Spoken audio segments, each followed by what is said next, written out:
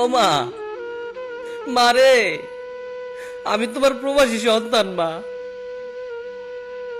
12-14 ঘন্টা কাজ করতে করতে যখন দুর্বল হয়ে যায় মা, তাতেও বেশি কষ্ট লাগে না।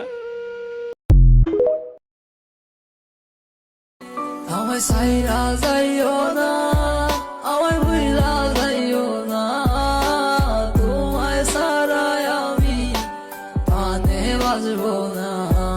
আমায় সাইরা যাইও না।